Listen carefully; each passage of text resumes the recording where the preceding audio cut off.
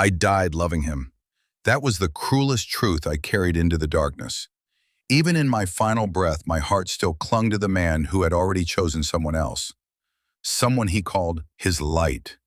In me, I was just the shadow, the one he tolerated, the one he used, the one he never truly saw. I remember the night it all ended. The rain was cold, relentless, as if the sky itself was mourning a life that meant nothing to anyone. I stood outside his house, trembling, holding the truth I had just discovered. He wasn't just distant. He wasn't just cold. He had betrayed me. Not in whispers, not in secrets, but in a way so open, so shameless, that it shattered everything I thought we were. Through the window, I saw them, laughing, happy, together, as if I had never existed, as if the years I gave him meant nothing. My chest tightened, my vision blurred, but I couldn't move. Because for the first time, I understood. I had never been loved. Pain didn't kill me instantly. No, it was slower than that, crueler. It lingered, like a wound that refused to close. I confronted him that night. I thought, maybe, just maybe, he would explain, apologize, fight for me. But instead he looked at me with irritation, as if I was the problem. "You're overreacting," he said. Overreacting. To watching the man I loved give his heart to someone else. To realizing I had been nothing more than a placeholder in his life. I laughed.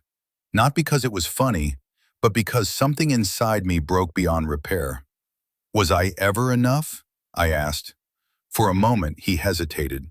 And that hesitation, I don't remember leaving. I don't remember the road, or the lights, or the sound of the car. Only the impact, only the silence that followed.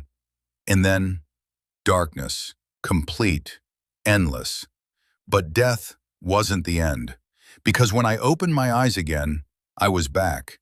Back in my old room. Back in the past. Back to the day everything could still be changed. I stared at my hands, trembling. Alive, breathing, reborn. At first I thought it was a dream, a cruel illusion. But everything felt real. The air, the sounds, the weight of my own body.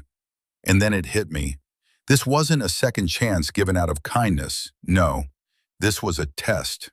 A chance to see if I would make the same mistake again. And for a moment, I almost did.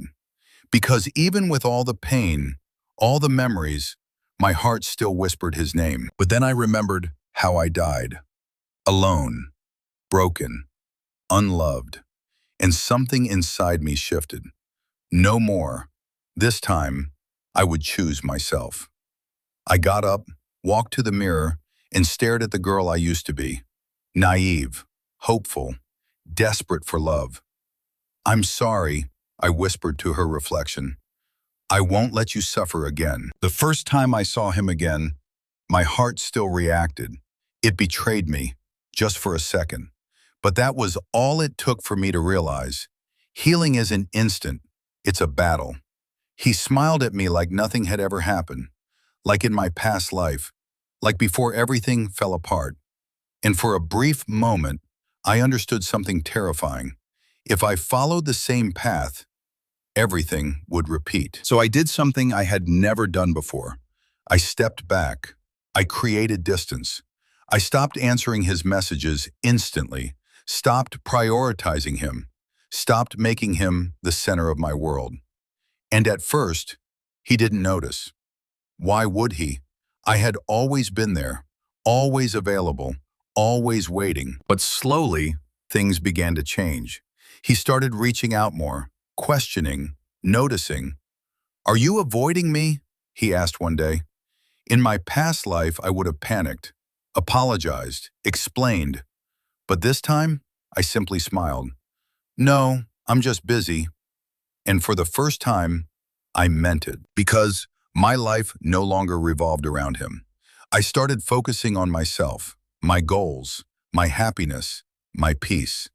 Things I had sacrificed before for someone who never deserved it. And strangely, the more I let go of him, the more he seemed drawn to me. But this time, it didn't matter, because I finally understood something I wish I had known before. Love should never cost you your worth. It should never make you feel small, or invisible, or replaceable. And most importantly, it should never be something you have to beg for. So when he finally looked at me and said, "I think I'm starting to fall for you," I didn't feel happiness. I didn't feel excitement. I just felt free. Because this time, I wasn't his. I was mine.